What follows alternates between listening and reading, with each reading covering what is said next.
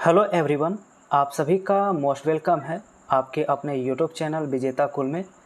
तो साथियों, हम लोग इस वीडियो में सिविल कोड प्यून के लिए हिंदी और इंग्लिश का टोटल 50 क्वेश्चन डिस्कस करने वाले हैं।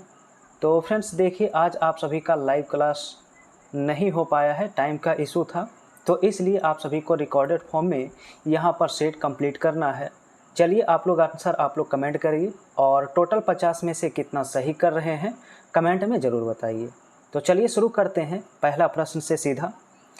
तो पहला प्रश्न है दिए गए शब्द का विलोम शब्द बताइए। कर्मठ का विलोम शब्द क्या होता है? ठीक है, तो कर्मठ का मतलब होता है मेहनती, काम करने वाला। तो इसका राइट आंसर कामचोर हो जाएगा, जो काम से जी चुराता है, अर्थात कर्मठ का उल्टा क्या होगा? कामचोर इसका सही आंसर होगा। और इसके बाद कृतधन ऑप्शन ए में है, तो कृतधन का अपोजिट क्या होता है? तो कृतधन का कृतज्ञ होता है। ये दोनों आपस में क्या है? अपोजिट होंगे। कायर का मतलब डरपोक होता है, तो कायर का उल्टा नीडर याद रखेंगे। कायर का उल्टा क्या होता है? नीडर होता है। तो इस सवाल का राइट आंसर डी हो गया है। दूसरा क्वेश्चन है, लिखा है पर्यायवाची शब्द बताइए। वर्षा का पर्यायवाची शब्द क्या होता है? ठीक है, याद रखेंगे वर्षा का पर्यायवाची शब्द आप बारिश लिख सकते हैं। क्या लिख सकते हैं? बारिश, बरसात। आप लोग कमेंट में बताइए और क्या क्या होता है। बारिश हो गया, बरसात हो गया, इसके साथ साथ मेह होता है, पावस होता है। तो ये सभी वर्षा के क्या है? पर्यायवाची हैं। तो दो का राइट आंसर आप देख सकते हैं बी ऑप्शन में पावस लिखा गया है, तो बी ऑप्शन राइट होगा। क्वेश्चन 3 है, लिखा है जो 15 दिन में एक बार होता है उसे क्या कहते हैं? तो 15 दिन में एक बार होने वाली अवधि को हम लोग पाक्षिक कहते हैं। राइट आंसर सी हो जाएगा। साप्ताहिक तो आप सभी जानते हैं कि साप्ताहिक 7 दिनों के लिए होता है। दैनिक का मतलब होता है प्रतिदिन के लिए, और वार्षिक होता है वार्षिक यानी कि पूरे 12 मंथ। ठीक है, चलिए आगे बताइए। क्वेश्चन 4 है, लिखा है रेखांकित खंड को प्रतिस्थापित करने के लिए उपयुक्त विकल्प चुनिए। तो क्वेश्चन में दिया है कि नदियों के पानी की स्वच्छ रखकर हम अपना भविष्य सुधार सकते हैं। तो प्रतिस्थापित आप किससे कर सकते हैं? प्रतिस्थापित करना होगा, पानी की जो लिखा है वो गलत है, होना चाहिए था पानी को स्वच्छ रखकर। तो इसलिए हमारा आंसर सी ऑप्शन करना यहाँ पर राइट होगा। चलिए क्वेश्चन 5 है, यहाँ पर पर्यायवाची शब्द पूछा गया है कि वस्त्र का पर्यायवाची शब्द क्या होता है? तो याद रखेंगे वस्त्र का पर्यायवाची शब्द कपड़ा होता है, इसके अलावा वसन होता है। आप लोग और कमेंट में बताइए कि वस्त्र का पर्यायवाची क्या होगा। इसके साथ साथ परिधान होता है। ठीक है, परिधान हो गया, पट होता है, चीर होता है। तो ये सभी कपड़ा के पर्यायवाची हैं। तो राइट आंसर इस सवाल का ए ऑप्शन बिल्कुल सही होगा। चलिए क्वेश्चन नंबर 6 होगा, और यहाँ पर एक मुहावरा लिखा है दांत खट्टे करना। इस मुहावरे का सही अर्थ क्या होगा? तो दांत खट्टे करना मतलब होता प्राश्त करना। ऑप्शन बी होगा राइट आंसर। और अगला सवाल 7 है, जहाँ पर रिक्त स्थान की पूर्ति करना है। लिखा है सब जानते हैं कि में बल होता है। तो बल किस में होता है? तो एकता में। सब जानते हैं कि एकता में बल होता है। ऑप्शन डी होगा राइट आंसर इस सवाल का। अगला सवाल 8 है, और यहाँ भी रिक्त स्थान की पूर्ति करना है। लिखा है कितनी धूप है, और यहाँ पर रिक्त स्थान दिया है और विस्मयादि बोधक का साइन लगाया है। तो जाहिर सी बात है कि ऑप्शन सी यहाँ पर करेक्ट होगा, उफ कितनी धूप है। चलिए 9 नंबर क्वेश्चन में बताना है, जो नया आया हो उसके लिए एक शब्द बताइए क्या होगा? तो याद रखना है जो नया आया है उसे हम लोग नवागत के नाम से जानते हैं। राइट आंसर बी होगा। इसके बाद क्वेश्चन नंबर 10 है, जहाँ पर रेखांकित खंड को स्थापित करने के लिए उपयुक्त विकल्प की चयन करना है। क्वेश्चन लिखा है नौकरानी ने साबुन के कपड़े धोए। तो देखिए यहाँ पर लिखना गलत है, साबुन के नहीं, होना चाहिए था साबुन से कपड़े धोए, तब यहाँ पर राइट माना जाता। तो इस प्रकार डी ऑप्शन में इस सवाल का राइट आंसर होगा। और अगला सवाल 11 है, जहाँ पर एक मुहावरा लिखा है, नाक कटना, इस मुहावरे का सही अर्थ क्या होगा? ठीक है, तो नाक कटना मतलब होता प्रतिष्ठा नष्ट करना, ऑप्शन ए राइट आंसर होगा। 12 में बताना है, एक फिलर्स है, लिखा रविवार के डैश अवकाश रहता है। तो चूंकि रविवार एक दिन का नाम है, इसलिए लिखना होगा रविवार के दिन। कौन सा ऑप्शन राइट होगा? तो बी ऑप्शन इसका राइट होगा। अब फ्रेंड्स यहाँ पर 13 से 17 तक आप सभी का गद्यांश का प्रश्न है, तो गद्यांश को आप लोग पढ़ के इसका आंसर कर सकते हैं। हम यहाँ से स्किप करके और सीधा क्वेश्चन नंबर 19 से कंप्लीट करेंगे। ठीक है, चलिए तो क्वेश्चन नंबर 19 से बताना है, लिखा है सही वर्तनी वाले शब्द का चयन करें। ब्राह्मण लिखना किस ऑप्शन में सही होगा? तो ब्राह्मण जो है वो ऑप्शन ए में लिखना बिल्कुल राइट है। 20 नंबर प्रश्न है, लिखा है सही वर्तनी वाले शब्द बताइए। संपादिका लिखना किस ऑप्शन में सही है? तो ऑप्शन नंबर डी में लिखना बिल्कुल सही है, संपादिका। नेक्स्ट क्वेश्चन 21 दिया गया है, लिखा है दिए गए वाक्य का वह भाग ज्ञात करें जिसमें कोई त्रुटि है।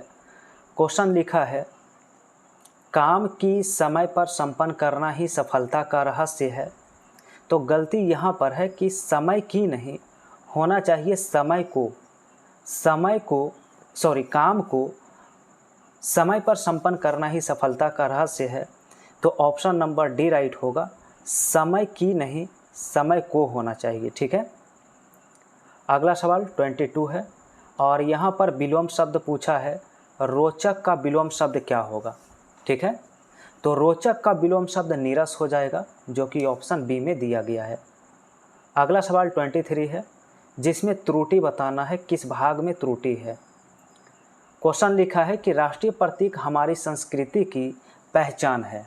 ठीक है, तो इस सवाल का राइट आंसर कौन सा ऑप्शन होगा? तो राइट आंसर यहाँ पर डी करना होगा, राष्ट्रीय प्रतीक हमारी संस्कृति की पहचान करती लिखना गलत है, होना चाहिए था करता है, तो इसलिए राइट आंसर डी करना होगा। चलिए 24 नंबर क्वेश्चन आ चुका है, लिखा रिक्त स्थान को भरिए। मेरी छोटी बहन चलने लगी, तो बीच में क्या भरना होगा यहाँ पर? तो होना चाहिए यहाँ पर कि मेरी छोटी बहन थोड़ा चलने लगी, तो सही आंसर ए ऑप्शन हो जाएगा। इसके बाद 25 नंबर क्वेश्चन में रेखांकित खंड को स्थापित करना है। सवाल है, आकाश साफ एवं स्वच्छ थी, इसके लिए कौन सा ऑप्शन सही होगा? तो होना चाहिए कि आकाश साफ एवं स्वच्छ थी नहीं, स्वच्छ था होना चाहिए, तो राइट आंसर ए ऑप्शन करना होगा इस सवाल का। 26 सवाल है, घी के दिए जलाना, इस मुहावरे का अर्थ बताइए क्या है? तो घी का दिए जलाना मतलब है खुशी मनाना, ऑप्शन नंबर बी। इसके बाद 27 में लिखा है लोकोक्ति का सामान्य अर्थ क्या होगा? ठीक है, तो लोकोक्ति का अर्थ होता है लोक की उक्ति, यानी ऑप्शन ए होगा राइट आंसर। नेक्स्ट क्वेश्चन 28 है, लिखा है चमक उठी सन 57 में वो तलवार पुरानी थी, रस का भेद बताइए क्या है? तो याद रखना होगा कि जिस वाक्य से हमें आवेग, गर्व, उग्रता इत्यादि का भाव अगर मिलता है तो उसे हम लोग वीर रस कहेंगे, उसमें वीर रस होता है। और क्वेश्चन पूछा जाता है कि वीर रस का अस्थाई भाव क्या होता है? तो वीर रस का अस्थाई भाव याद रखेंगे उत्साह होता है। क्या होता है? उत्साह इसका अस्थाई भाव होता है, ये भी याद रखना है। ठीक है, चलिए अगला प्रश्न 29 है, लिखा है चौपाई के प्रत्येक चरण में कितनी मात्राएं होती है? चौपाई के प्रत्येक चरण में 16 मात्राएं होती है, इसका राइट आंसर डी होगा। इसके बाद 30 नंबर प्रश्न है, लिखा है काली घटा का घमंड घटा, इसमें कौन सा अलंकार है? अब याद रखना है कि अगर किसी सेंटेंस में एक ही शब्द बार बार रिपीट कर रहा हो, जैसे घटा यहाँ पर 2 बार आया है, लेकिन दोनों का अर्थ जो है वो अलग अलग होता है, दोनों का अर्थ अगर अलग अलग होता है तो उसे हम लोग कौन सा कहेंगे? तो यमक अलंकार कहते हैं। कौन सा अलंकार? अगर अर्थ भिन्न भिन्न होता है एक ही शब्द का तो उसे यमक अलंकार कहते हैं। चलिए अब फ्रेंड्स अगला प्रश्न 31 से 35 तक गद्यांश का प्रश्न है। तो गद्यांश वाले पार्ट को हम स्किप करेंगे और सीधे आगे बढ़ेंगे। हमारा अगला पार्ट इंग्लिश का होगा, इंग्लिश का 15 क्वेश्चन। तो यहाँ पर डायरेक्शन जो है 36 से 39 तक वो पैसेज का है। तो पैसेज आप लोग वीडियो को रोक कर पढ़कर और इसका सारा आंसर आप लोग कर सकते हैं। तो आइए हम सीधा शुरू कर लेते हैं क्वेश्चन नंबर 40 से। चलिए 40 नंबर प्रश्न में आप सभी का साइनो बताना है इनिग्मा का। इनिग्मा का साइनो क्या होगा, बेस्ट एक्सप्रेस कौन कर रहा है इसे, ठीक है। तो इनिग्मा का अर्थ होता है रहस्य। नोट करेंगे इनिग्मा का अर्थ क्या होता है, रहस्य होता है। तो सही आंसर इस सवाल का हो जाता है रिडल। रिडल हो जाता है, पजल हो जाता है, पजल भी हो सकता है। तो ऑप्शन बी राइट आंसर होगा। इसके बाद 41 में यहाँ पर अपोजिट वर्ड पूछा गया है सवाल में। यहाँ पर देखिए इनर्सिया, इनर्सिया का अपोजिट। तो इनर्सिया का अर्थ होता है जड़ता। इनर्सिया का अर्थ क्या होता है, जड़ता होता है। तो इस सवाल का करेक्ट आंसर अपोजिट में विगोर हो जाता है। क्या होता है, विगोर। और यहाँ पर इसका अर्थ जो होता है वो होता है उत्साह या फिर तेज, उत्साह या फिर तेज होता है, ठीक है। चलिए 42 में फ्रेंड्स आप सभी का सवाल है करेक्टली स्पेल्ड वर्ड वाला, यानी कि कौन सा स्पेलिंग सही दिया गया है। पायस का सही स्पेलिंग पहचानिए, ठीक है। तो पायस का होता है PIOUS, option A right answer है। अब यहाँ पर अगला सवाल के लिए एरर वाला सवाल है। किस पार्ट में एरर है ये बताना है। लिखा है each child was given a red beautiful balloon, no error. तो यहाँ पर वर्ड का अरेंजमेंट गलत है, ध्यान से देखेंगे।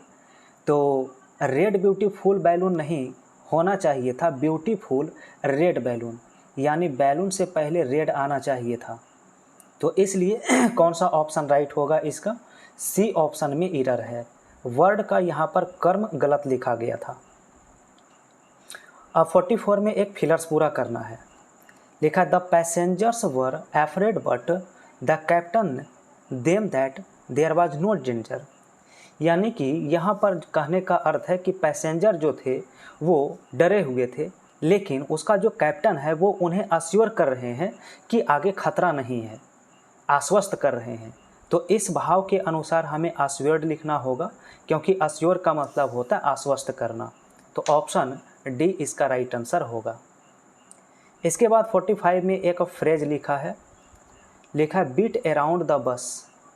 तो बीट अराउंड द बस का मतलब होता है घुमा फिरा कर बातें करना। क्या होता है, घुमा फिरा कर बातें करना, यानी एवॉइडिंग द मेन टॉपिक, मुख्य मुद्दा से भटकाना। राइट आंसर सी होगा। अब यहाँ पर 46 में वन वर्ड सब्स्टिट्यूशन का सवाल लिखा है। लिखा है a record of one's own life written by on oneself. यानी कि जो अपने द्वारा लिखा गया आत्मकथा होता है तो उसे हम लोग ऑटोबायोग्राफी कहते हैं। क्या कहते हैं, ऑटोबायोग्राफी कहते हैं। ऑप्शन इसका डी राइट आंसर होगा। अब इसके बाद 48 नंबर क्वेश्चन में फ्रेंड्स यहाँ पर देख सकते हैं क्वेश्चन में पूछा क्या है। तो एक्टिव और पैसिव का सवाल है, पैसिव में चेंज करना है। लिखा an American scientist has won the Nobel prize for physics, ठीक है। तो यहाँ पर इसका राइट आंसर क्या होगा, इन ऑप्शन को आप सही से देखेंगे तो इसका ऑप्शन डी होगा। The Nobel prize for physics has been won by an American scientist. इसके बाद 49 में जो है वो आपका इनडायरेक्ट स्पीच में चेंज करने के लिए कहा गया है। लिखा don't park here the policeman said to them. इसका पैसिव फॉर्मेट देखा जाए तो इसका डी ऑप्शन राइट होगा। The policeman ordered them not to park there. और आज का अंतिम प्रश्न 50 नंबर प्रश्न है, जहाँ पर फिलर्स है, पूरा करना है इसे। लिखा है the company let me time off work. तो 50 के लिए सबसे सटीक यहाँ पर ऑप्शन टेक भरना होगा। क्या लिखना होगा, take time off work. A option right होगा। ठीक है, तो फ्रेंड्स ये थे आप सभी के हिंदी और इंग्लिश का टोटल 50 क्वेश्चन। कितना आपने सही किया कमेंट में ज़रूर बताइए, और वीडियो पसंद आया हो तो लाइक ज़रूर कर दीजिए। और फ्रेंड्स बता दें, चैनल पर पहली बार जुड़े हैं तो प्रतिदिन आपका लाइव क्लास भी होता है रात 8 बजे से। कल से आपका बिल्कुल फुल मॉक टेस्ट 85 क्वेश्चन का होने वाला है। ज़रूर जुड़िएगा, बेहतरीन सेशन होता है आप सभी के लिए।